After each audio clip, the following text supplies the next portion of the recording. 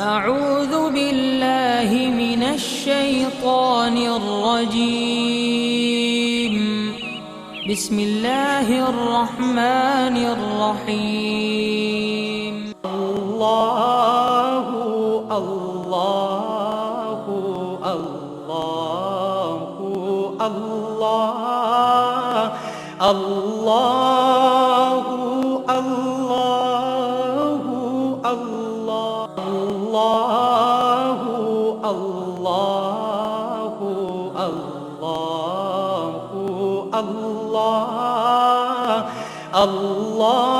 الله الله नहमदु व नसल्ली अला रसूलिहिल करीम अम्मा बाद फ़ौज़ु बिल्लाहि मिनश्शैतानिर रजीम बिस्मिल्लाहिर रहमानिर रहीम ला तत्ताबिल हवा फयुदिल्लका अन सबीलिल्लाह सदक़ल्लाहु मौलाना अज़ीम व सदक़ रसूलुहुन नबीयुल करीम। अल्लाह सोने दी बेहद हम्द व सना अल्लाह दे प्यारे हबीब तो बेशुमार दुरूद व सलाम तो बाद काबिल इज़्ज़त एहतराम मुअज़्ज़ज़ आमीन। अर्ज़ है अल्लाह सोने फरमाया सूरह साद दी 26वीं इस आया पाक दे अंदर कि अपनी ख्वाहिश ते अमल ना करो, ये तुहानू अल्लाह दी राह तो हटा देगी। अल्लाह रब्बुल इज़्ज़त ने बहुत प्यारा नुस्खा दस दिता है कामयाबियां दा, जिहदे विच इंसान दुनिया जहान दियां कामयाबियां और फलाहां हासिल कर सकता है, ज़ारी भी बातनी भी इनफरादी भी इज्तमाई भी बैन अवी भी सियासी मुआशी इकसादी अला हासिल क्यास हर शोबे की कामयाबी हासिल कर सकता है इस अल्लाह सोने के प्रोग्राम पर अमल करके, क्योंकि ख्वाहिशात नफसानी ही इंसान को तबाह बर्बाद कर दियाँ, ज़िलिल रसवा कर दियाँ, जस्मानी नफसियाती रूहानी अमराज च मुबतला कर दियाँ ने, अल्लाह सोने तो दूर कर दियाँ, बातन च रूह नूं दाखिल नहीं होने दिंदियां, कचहरी मुस्तफा सल्लल्लाहु अलैहि वसल्लम च नहीं जान दिंदियां, हजूरी खुदा जल्ला शानहू च हाज़िर नहीं होने दिंदियां, ना दीदारे मौला हासिल कर दिंदियां। ख्वाहिशात नफसानी एडियां बैड़ियां ने। नफ्से उम्मारा जिहड़ा ये बहुत बड़ा, सब तो बड़ा बल्कि शैतान और फिरौन है, जिहड़ा इंसान दा सब तो बड़ा दुश्मन है, इंसानियत दा दुश्मन है, औलिया अकराम दा दुश्मन, उलमाए हक दा दुश्मन, अंबिया अलैहिस्सलाम दा दुश्मन, अल्लाह सुनन दा दुश्मन है और खुद अपने आप दा ही दुश्मन है। तो इस वास्ते इहदे अंदर हर ख्वाहिश जिहड़ी पैदा हुंदी है वो इंसान नूं तबाह बर्बाद करदी है। तो जब तक इंसान इस ख्वाहिशात नूं ला इलाह दी तलवार ना कतल नहीं करता, ला दी तलवार ना कदे भी ये नफ़ी तो बाद इसबात हासिल नहीं कर सकता। ला इलाह दी नफ़ी हासिल करेगा, यानी ला दी तलवार ना हर ख्वाहिश नूं हमेशा वास्ते ख़त्म कर देगा, कदे भी किसी ख्वाहिश पर अमल नहीं करेगा, बल्कि अपना हर अमल कुरान और सुन्नत और इजमाए अहले सुन्नत के मुताबिक करेगा। अपनी मर्जी जो कुल्ली तौर पर निकल जाएगा, सिर तो लैके पैरों तक मर्जी मौला बन जाएगा, इरादा इलाही फेल इलाही बन जाएगा, तो फिर ये अंदर फेल इलाही जारी हो जाएगा और ये उत्ते अफाली सफाती जाती अनवारो तजलियात दे अनवारात बरसणगे, ये बातन चो हर जुलमाती लहर कढ़ देंगे और ये अंदर नूरानी हो जाए तो लताइफ जो बातन च लताइफ जिहड़े बातन च परवाज के काबिल हो जाएंगे। क्योंकि इस राज सब तो बड़ी रुकावट जिहड़ी है, सब तो बड़ी वो नफ्से उम्मारा ही है। नफ्से उम्मारा तो बाद ये सारी खल्क फिर अगे जन्नत दोज़ख है, तो फिर सारे इन्हां हजाबां चों इंसान निकल के रब सुन दी बारगाह तक रसाई हासिल करेगा, जिहड़ा इहदी जिंदगी का मकसद है। इला रब्बिका मुंतहा, इंसान तेरी मंजिल तेरा रब है। तो जो इंसान रब की बारगाह पहुँचता है तो फिर अपने मकसद हयात को हासिल करता और दीदारे मौला हासिल करता है। हज़रत गौसे आज़म हज़रत शेख अब्दुल कादिर जिलानी रहमतुल्लाह अलैह फरमाते ने, रसाला गौसे आज़म च लिखिया कि हज़रत गौसे आज़म फरमाते कि रब सोने मैनू फरमाया कि गौसे आज़म जड़ा मुजाहिदे तो महरूम रहा ਤੇ ਉਹਨੂੰ ਮੁਸ਼ਾਹਿਦੇ ਦਾ ਰਸਤਾ ਨਹੀਂ ਮਿਲਦਾ। ਫਿਰ ਇਸੇ ਤਰ੍ਹਾਂ ਹੀ ਫਿਰ ਮੈਨੂੰ ਇੱਕ ਵਾਰੀ ਹਜ਼ੂਰੀ ਮੌਲਾ ਜਹਾਜ਼ਰੀ ਦਾ ਸ਼ਰਫ ਅੱਲਾ ਸੋਹਣੇ ਬਖਸ਼ਿਆ, ਤੇ ਉਦੋਂ ਮੈਨੂੰ ਰੱਬ ਸੋਹਣੇ ਫਰਮਾਇਆ, ਗੌਸੇ ਆਜ਼ਮ ਜਿਹੜਾ ਮੁਜਾਹਿਦਾ ਇਖਤਿਆਰ ਕਰੇ ਮੇਰੇ ਨਾਲ, ਨਾ ਕਿ ਮੇਰੇ ਗੈਰ ਦੇ ਨਾਲ, ਤਾਂ ਉਹਨੂੰ ਮੇਰਾ ਮੁਸ਼ਾਹਿਦਾ ਜਾਂ ਦੀਦਾਰ ਹੋ ਜਾਂਦਾ। ਬਹੁਤ ਖੂਬਸੂਰਤ ਗੱਲਾਂ ਹਜ਼ੂਰ ਗੌਸੇ ਪਾਕ ਨੂੰ ਰੱਬ ਸੋਹਣੇ ਫਰਮਾਈਆਂ ਔਰ ਹਜ਼ੂਰ ਗੌਸ ਪਾਕ ਨੇ ਸਾਡੇ ਤੱਕ ਪਹੁੰਚਾਈਆਂ। ਤੇ ਯਾਨੀ ਇਹਦੇ ਵਿੱਚ ਹੈ ਕਿ ਜਦ ਤੱਕ ਇਨਸਾਨ ਮਸਨੂਨ ਰਿਆਜ਼ ਤੋਂ ਮੁਜਾਹਦਾਤ ਨਹੀਂ ਕਰਦਾ ਤੇ ਕਦੇ ਵੀ ਦੀਦਾਰੇ ਮੌਲਾ ਹਾਸਲ ਨਹੀਂ ਕਰ ਸਕਦਾ। ਲੇਕਿਨ ਇਹ ਮੁਜਾਹਦੇ ਦੇ ਵਿੱਚ ਜਿਹੜੀ ਖਾਸ ਗੱਲ ਦੱਸੀ ਹਜ਼ੂਰ ਗੌਸੇ ਪਾਕ ਉਹ ਹੈ ਕਿ ਮੁਜਾਹਦਾ ਅੱਲਾ ਦੇ ਨਾਲ ਹੋਵੇ, ਕਿ ਅੱਲਾ ਰੱਬੁਲ ਇੱਜ਼ਤ ਦੇ ਕੁਰਬ ਸੋਬਤ ਮਾਈਅਤ ਦੇ ਵਿੱਚ ਹੋਵੇ, ਅੱਲਾ ਦੇ ਸਾਹਮਣੇ ਹੋਵੇ, ਕਲਬਨ ਇਨਸਾਨ ਦਾ ਧਿਆਨ ਆਪਣੇ ਰੱਬ ਦੀ ਤਰਫ ਹੋਵੇ ਹਰ ਲਮਹਾ। ਤੇ ਫਿਰ ਸੁਨਨਤ ਮੁਸਤਫਾ ਸੱਲੱਲਾਹੁ अलैहि वसल्लम ਦੇ ਮੁਤਾਬਕ ਮੁਜਾਹਦਾਤ ਕਰੇ, ਸਾਰੀ ਖਲਕ ਚੋਂ ਅਲੱਗ ਹੋ ਕੇ, ਸਭ ਤੋਂ ਅਲੱਗ ਹੋ ਕੇ।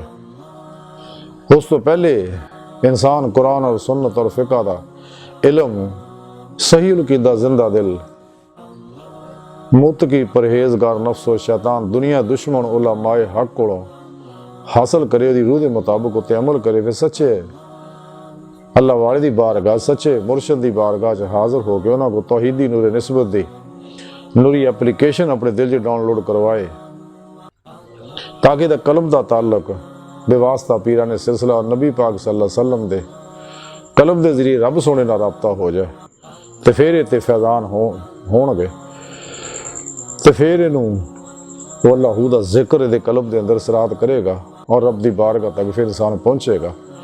ਕਿਉਂਕਿ ਜਦ ਤੱਕ ਇਨਸਾਨ ਕਲਬੀ ਜ਼ਿਕਰ ਨਹੀਂ ਕਰਦਾ, ਖਿਲਾਫ ਜ਼ਿਕਰ ਨਹੀਂ ਹੁੰਦਾ ਔਰ ਸੁਲਤਾਨ ਲਜ਼ਕਾਰ ਦੀ ਨਿਮਤ ਹਾਸਲ ਨਹੀਂ ਕਰਦਾ, ਗੈਰ ਮੁਤਜ਼ਲਜ਼ਲ ਹੱਕੁਲ ਯਕੀਨ ਦਾ ਕਮਾਲ ਹਾਸਲ ਨਹੀਂ ਕਰਦਾ, ਨੂਰੇ इरफान इलाही, ਨੂਰੇ इश्क इलाही, ਨੂਰੇ फ़क्र मुहम्मदी सल्लल्लाहु अलैहि वसल्लम और ਨੂਰੇ अमले कुरान सुन्नत हासिल नहीं करता और ਨੂਰੇ ईमान दे अंग अंग च नहीं रचता, क्योंकि ईमान दे अंदर ही वो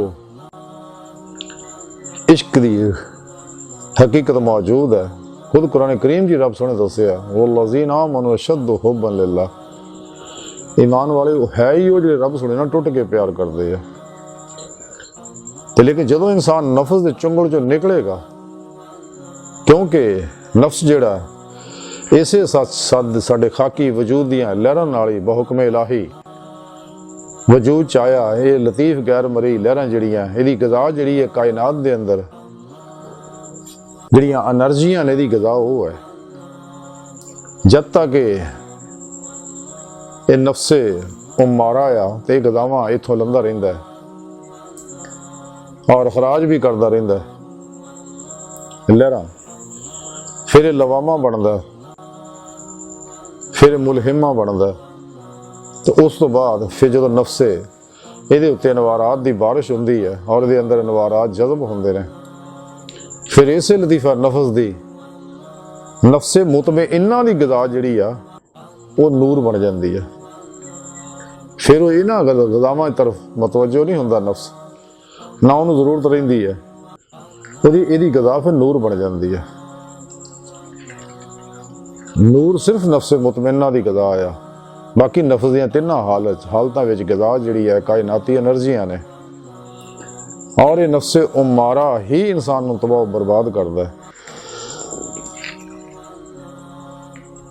तज़किरा औलिया दे अंदर लिखिया कि हज़रत ज़ुन्नून मिस्री रहमतुल्लाह अलैह जो तौबा की, तौबा का वाक़या कुछ इस तरह है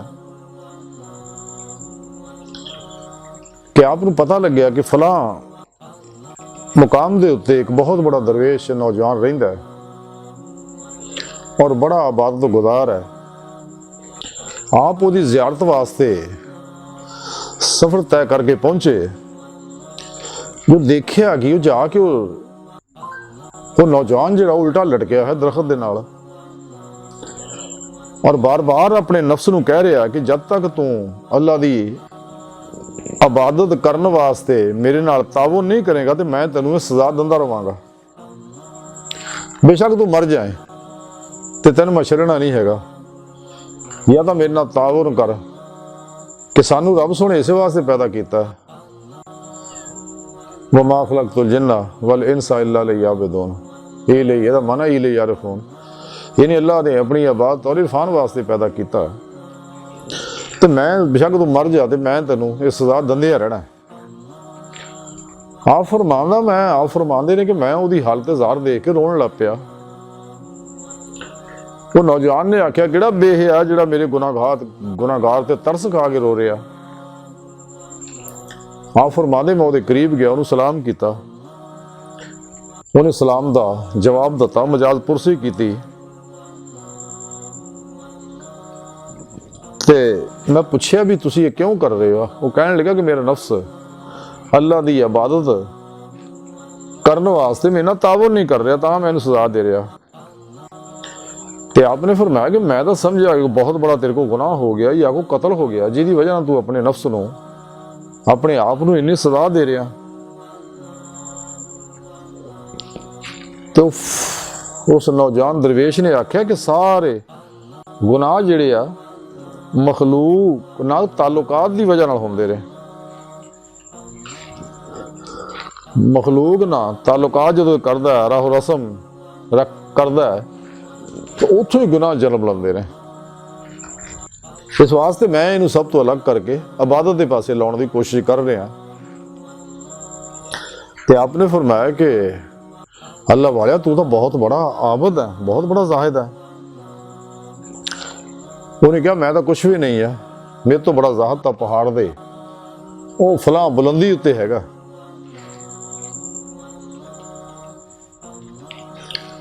ਤੇ ਉੱਥੇ ਜਾ ਕੇ ਉੱਥੇ ਪਹੁੰਚ ਤੇ ਉਹ ਨਾਲ ਤਾਲੁਕ ਪੈਦਾ ਕਰ। ਆਪ ਫਰਮਾਉਂਦੇ ਕਿ ਮੈਂ ਉਸ ਪਹਾੜ ਦੇ ਤਰਫ ਗਿਆ, ਉੱਥੇ ਪਹੁੰਚਿਆ, ਜਾ ਕੇ ਦੇਖਿਆ ਕਿ ਇੱਕ ਨੌਜਵਾਨ ਜਿਹੜਾ ਉਹਦਾ ਇੱਕ ਲੱਤ ਕੱਟੀ ਹੋਈ ਬਾਹਰ ਪਈ ਹੈ ਤੇ ਉਹ 'ਚ ਕੀੜੇ ਪਏ ਹੋਏ ਨੇ। ਤੇ ਮੈਂ ਹੈਰਾਨ ਹੋਇਆ ਤੇ ਫਿਰ ਮੈਂ ਉਸ ਨੌਜਵਾਨ ਦੇ ਕਰੀਬ ਗਿਆ, ਜਾ ਕੇ ਦੇਖਿਆ ਕਿ ਉਹਦੀ ਲੱਤ ਕੱਟੀ ਹੋਈ ਆ ਤੇ ਉਹਦੇ ਜਿਸਮ ਵਿੱਚ ਵੀ ਕੀੜੇ ਪਏ ਹੋਏ ਨੇ। ਤੇ ਆ ਫਰਮਾਉਂਦੇ ਮੈਂ ਬੜਾ ਹੈਰਾਨ ਔਰ ਪਰੇਸ਼ਾਨ ਹੋਇਆ ਤੇ ਮੈਂ ਉਹਨੂੰ ਪੁੱਛਿਆ, ਨੌਜਵਾਨ ਨੂੰ ਸਲਾਮ ਕੀਤਾ, ਉਹਨਾਂ ਮੈਨੂੰ ਵਾਲੇਕੁਮ ਸਲਾਮ ਦਾ ਜਵਾਬ ਦਿੱਤਾ। ਤੇ ਮੈਂ ਪੁੱਛਿਆ ਵੀ ਇਹ ਕੀ ਹਾਲਤ ਆ ਤੇਰੀ? ਉਹ ਕਹਿਣ ਲੱਗਾ ਜੀ ਮੈਂ ਇੱਥੇ ਅੱਲਾਹ ਦੀ ਇਬਾਦਤ ਵਾਸਤੇ ਆਇਆ ਸੀ, ਅੱਲਾਹ ਦੀ ਇਬਾਦਤ ਕਰ ਰਿਹਾ ਸੀਗਾ ਤੇ ਇੱਕ ਦਿਨ ਮੈਂ ਇੱਥੇ ਖੂਬਸੂਰਤ ਔਰਤ ਨੂੰ ਦੇਖਿਆ ਜਿਹੜੀ ਮੇਰੇ ਸਾਹਮਣੇ ਗੁਜ਼ਰੀ ਤੇ ਸ਼ੈਤਾਨ ਨੇ ਮੇਰੇ ਅੰਦਰ ਵਸਵਸਾ ਪਾਇਆ, ਮੈਨੂੰ ਸ਼ੈਤਾਨ ਉਹਦੇ ਕਰੀਬ ਲੈ ਗਿਆ ਤੇ ਗੈਬ ਤੋਂ ਆਵਾਜ਼ ਆਈ ਕਿ ਬਗੈਰ ਤਾਂ 30 ਸਾਲ ਅੱਲਾਹ ਦੀ ਇਬਾਦਤ ਕਰਕੇ ਤੇ ਫਿਰ ਸ਼ੈਤਾਨ ਦੀ ਇਬਾਦਤ ਕਰਨ ਚੱਲਾ। ਤੇ ਆਪ ਫਰਮਾਇਆ ਕਿ ਮੈਨੂੰ ਬੜੀ ਗੈਰਤ ਆਈ, ਬੜੀ ਸ਼ਰਮ ਔਰ ਹਯਾ ਆਈ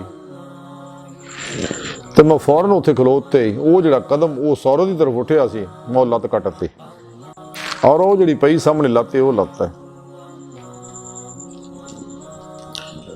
ਤੇ ਆਪ ਫਰਮਾਇਆ ਮੈਂ ਹੈਰਾਨ ਹੋਇਆ ਤੇ ਮੈਂ ਐਸੇ ਪਰੇਸ਼ਾਨੀ ਵਿੱਚ ਸੀਗਾ ਤੇ ਉਹ ਮੈਨੂੰ ਕਹਿਣ ਲੱਗਾ ਮੈਂ ਤਾਂ ਗੁਨਾਹਗਾਰ ਆਦਮੀ ਹਾਂ। ਮੈਂ ਦੱਸਿਆ ਮੈਂ ਤਾਂ ਜ਼ਿਆਰਤ ਵਾਸਤੇ ਆਇਆ, ਨਸੀਹਤ ਵਾਸਤੇ ਆਇਆ। ਉਹਨੇ ਕਿਹਾ ਮੈਂ ਤਾਂ ਬਹੁਤ ਗੁਨਾਹਗਾਰ ਆਦਮੀ ਹਾਂ ਤੇ ਜੇ ਨਸੀਹਤ ਲੈਣੀ ਆ ਤੇ ਉਹ ਦੇਖ ਪਹਾੜ ਦੀ ਫਲਾਂ ਚੋਟੀ ਦੇ ਉੱਤੇ ਉਹ ਅੱਲਾਹ ਵਾਲਾ ਕਰਿੰਦਾ ਤੇ ਉਹਦੇ ਕੋਲ ਜਾ, ਉਹਨਾਂ ਕੋਲ ਨਸੀਹਤ ਹਾਸਲ ਕਰ। ਤੇ ਆਪ ਫਰਮਾਉਣ ਲੱਗੇ ਕਿ ਮੈਂ ਉਧਰ ਗਿਆ ਤੇ ਦੇਖਿਆ ਕਿ ਉਹ ਤਾਂ ਬਹੁਤ ਖਤਰਨਾਕ ਚੋਟੀ ਆ, ਉੱਥੇ ਪਹੁੰਚਣਾ ਤਾਂ ਬਹੁਤ ਮੁਸ਼ਕਲ ਹੈ।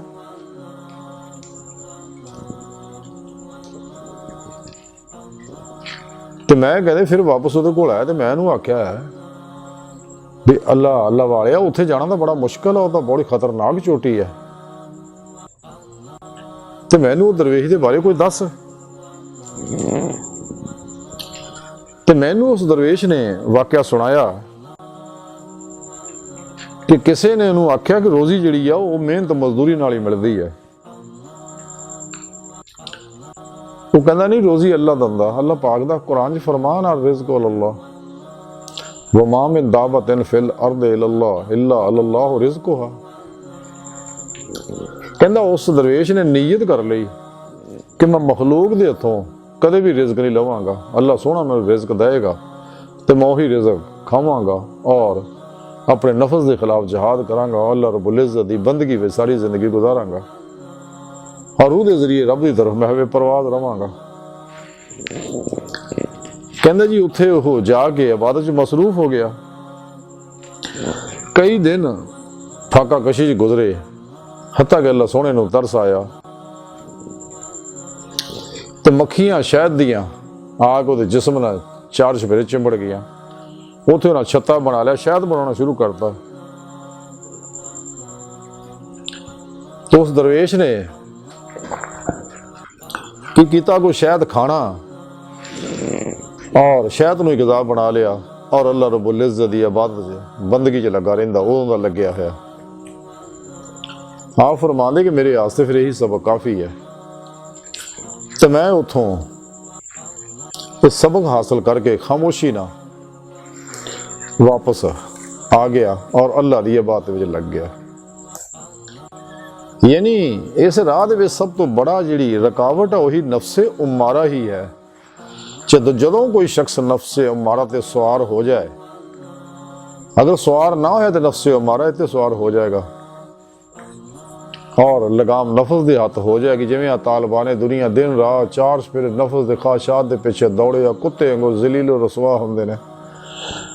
दुनिया दी ख्वाहिशात, लज़्ज़ात, शहवात, माल, मशहूरी, कुर्सी और दुनिया दे शगल च मुबतला हो के बेचैन होए ने, रंगा रंग बीमारियां च मुबतला होए ने और अल्लाह सोने नूं भुल गए ने, पुली दे वेड़े च वड़ गए ने और इन्ने अगे चले गए कि वापसी का रस्ता ही नामुमकिन हो गया बाज़ लोगों वास्ते। कि इसे तरह ही ये दुनिया की तलब और मुहब्बत च इन्ने फना हो गए, गर्क हो गए, हत्ता कि इसे तरह ही है लोग मर जाने और जहन्नम चले जाने। तौबा तौफीक नहीं मिलती, मरले वेले कलमा ताइयब भी नसीब नहीं होंदा। और ये दुनिया वो शै जिहदे बारे अल्लाह के प्यारे हबीब सल्लल्लाहु अलैहि वसल्लम फरमाया कि दुनिया मुर्दार है, तालब कुत्ते ने। तो गौर करके देख लो कि जिहड़े दुनिया के पिछे दौड़े हुए ने किन्ने जलील रसवा मसाए मुश्किलात च फसे हुए ने, चैन गुआचिया होया। तो चैन तो अल्लाह का बंदा बनन विच ही आ, सच्चा अमलन ये अपनियां उम्मीदां आरज़ूआं जिहड़ियां सारियां इस मखलूक नाल वाबस्ता करदे आ। अपने जोरे बाजू ते भरोसा करदे आ, अपने माल ते भरोसा करदे आ, अपनी अकल ते इल्म ते भरोसा करदे आ, अपने हुनर ते भरोसा करदे आ। हालांकि इन्हां नूं चाहीदा है कि सारे भरोसियां तो हट के सिर्फ खुदा वहदहू ला शरीक दी ज़ात ते भरोसा करे। ये सारे मासवा अल्लाह बुत है।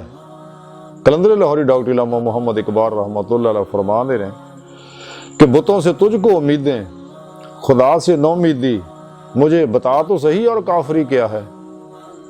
इकबाल आंदे वो काफरी होर की है कि तैनूं इन्हां ते भरोसा आया, अपने मालो कुव्वत ते भरोसा आया, अपनी अकल इल्म हुनर ते भरोसा आया, अल्लाह दी ज़ात ते भरोसा ना ते इस तो बड़ा शिरक किहड़ा है। ते जदों इंसान अपने अल्लाह ते भरोसा करदा राही मौला दा मुसाफिर बन जांदा, सिर तो लैके पैरों तक मर्जी मौला बन जांदा, इरादा इलाही बन जाता, अल्लाह हर लम्हा अल्लाह रब्बुल इज़्ज़त दे कुर्ब सोबत और मुहब्बत च गुजारदा है और कल्बन ज़ाते मौला च डुबा रहिंदा है, वसल हासिल करदा, फना नेस्ती दा कमाल हासिल करदा।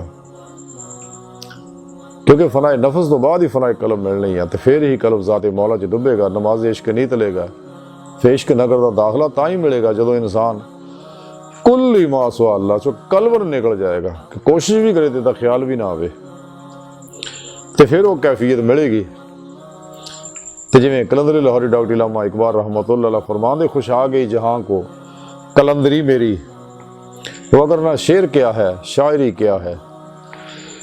इकबाल कहता मैनू ये नेमत मिली है सिर्फ इसे वास्ते कि मैं राह मौला दा मुसाफिर बन गया और अल्लाह रब्बुल इज़्ज़त दी इश्क विच डुब गया। कल्बन अल्लाह रब्बुल इज़्ज़त दा इश्क कीता, मासवा तो कुली मोड़ मोड़ के। जिवें एक जगह इकबाल फरमाते, कलंदर जुज़ दो हर्फ ला इला कुछ नहीं रखता, यानी कुल्ली नफी करके इल्लल्लाह इस बात करके ज़ाते मौला च कल्बन डुब जाता है। ਤੇ ਫਿਰ ਜਦੋਂ ਇਨਸਾਨ ਫਿਰ ਉਹਨਾਂ ਉੱਤੇ ਨਿਯਮਤਾਂ ਉਹਨੂੰ ਮਿਲਦੀਆਂ ਨੇ, ਉਹਦੀ ਕੈਫੀਅਤ ਉਹੀ ਬਣ ਜਾਂਦੀ ਬਕੌਲੇ ਇਕਬਾਲ ਕਿ ਨਿਗੇ ਬੁਲੰਦ ਸੁਖਨ ਦਿਲ ਨਵਾਜ਼ ਜਾਮ ਪੁਰਸੋਜ਼ यही है रखते सफ़र मीर कारवां के लिए। ਜਦੋਂ ਇਨਸਾਨ ਨੂੰ ਅੱਲਾ ਰੱਬੁਲ ਇੱਜ਼ਤ ਤੇ ਨੇਮਤਾਂ ਬਖਸ਼ਦਾ ਹੈ, ਫਿਰ ਮੇਰਾ ਮੌਲਾ ਉਹਨੂੰ ਜ਼ਮਾਨੇ ਦਾ ਇਮਾਮ ਬਣਾਉਂਦਾ ਹੈ। ਫਿਰ ਉਹਨੂੰ ਜਦੋਂ ਅੱਲਾ ਦੀ ਬਾਰਗਾਹ 'ਚ ਪਹੁੰਚਦਾ ਰੱਬ ਸੋਹਣਾ ਫਿਰ ਉਹਨੂੰ ਦੁਨੀਆ 'ਚ ਭੇਜਦਾ ਤੇ ਜਾ ਕੇ ਖਲਕੇ ਖੁਦਾ ਨੂੰ ਮੇਰੀ ਤਰਫ ਬੁਲਾ, ਮੇਰੀ ਦਾਵਤ ਦੇ। ਸੱਚਾ ਅੱਲਾ ਵਾਲਾ ਹਮੇਸ਼ਾ ਅੱਲਾ ਦੀ ਦਾਵਤ ਦਿੰਦਾ ਔਰ ਕੁਰਾਨੋ ਸੁन्नत ਦੇ ਨਸਾਬ ਦੀ ਤਾਲੀਮ ਦਿੰਦਾ, ਨਾ ਕਿ शैतानी अफलातूनी और गुमराह फिरकियां दे बनाए नसाबां दे पिछे लाउंदा। इन्हां सब नूं दफन करके कुरानो सुन्नत नूं अपना नसाबे जिंदगी बना लैंदा और कल्बन ज़ाते मौला च डुब जांदा है। लेकिन ये नेमतां तां ही मिलनियां अगर इंसान नफ्से उम्मारा चों निकलेगा, इनू फना करेगा हमेशा हमेशा लई। अज दी सारी गुफ्तगू दा खुलासा ही है कि सानू चाहिए कि फनाए कल्ब हासिल, फनाए नफ्स हासिल करिए ताकि फनाए कल्ब हासिल होवे और साडा कल्ब अल्लाह दी ज़ात च डुब जाए और कचहरी मुस्तफ़ा सल्लल्लाहु अलैहि वसल्लम साड़ी रूह पहुँचे, हुजूरी खुदा जल्ला शान हुज पहुँच के अपना मकसद हयात हासिल करिए। अल्लाह सोहने दी बारगाह दिल दी गहराई च दुआ है कि अल्लाह सोहने असीं तां बड़े हकीर पुर तकसीर कमज़ोर माड़े लिस्से कम इल्म इंसान अपने प्यारे हबीब दा सदका सानू नफस दे गलबा अता फरमा, कुर अर्ज़ दे इस्लाम नू गलबा अता फरमा, अपनी दायमी तजल्ली और हजूरी अता फरमा, कुर अर्ज़ दे इस्लाम नू गलबा अता फरमा, काफरां मुनाफिकां दज्जालियां और इन्हां दे एजेंटां दे गलीज़ मनसूबे नाकाम फरमा। अल्लाह बस बाकी हवस व मा अलैना इल्लल बलाग।